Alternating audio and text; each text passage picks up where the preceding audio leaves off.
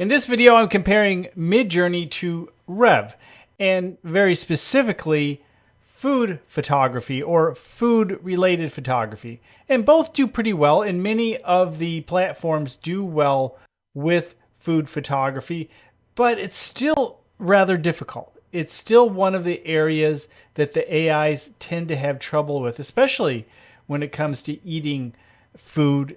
We'll see different scenarios that just are completely wrong, both in still and video imagery. So let's take a look. Let's compare a few basic prompts to get an idea of which one is maybe just a little bit better or a lot better. The first prompt is a model with a blue hat eating ice cream. First, let's take a look at what Rev did. This one's pretty good. You know, usually where we find an issue is with the mouth eating the ice cream. And as you can see here, yeah, we're having a little bit of an issue because, well, I think that may be like a ice cream spoon or a fork that's in her mouth. And this is what I'm talking about when the different platforms have trouble. You'll find something like this. When we go back to this one, again, not too bad. And actually, I'm rather impressed. This one probably could be totally usable. Let's take a look at Midjourney. Midjourney's looking pretty good here. I'm not sure about that one. Something is wrong, I think, at the very top. Yeah, something went wrong there. Again, around the mouth, something tends to go wrong. This one, maybe, but there's some issues in this one. But we've certainly have seen worse. And then here we go once again. These are very fashionable. I would say Midjourney. Now we did 4 Midjourney and only 2 of Rev. But I would say Midjourney in terms of the details did a better job overall in terms of the look and the style. I'm going to go with Midjourney on this one. This time we'll use a chef, and a chef preparing lobster in her upscale restaurant. Let's see what Rev did first. Now I did 4 images this time for Rev. This is good, but what we'll often find, especially when cutting, kind of like the eating, we'll find that cutting is an issue, and we're seeing that here. Not very natural. Everything's good. This one's not so good. I think she's about to cut her fingers off on this one. And then here we go. Just a general presentation with the lobster. And again, sorry about the buy more credits over the top. Let's see what we did with Midjourney.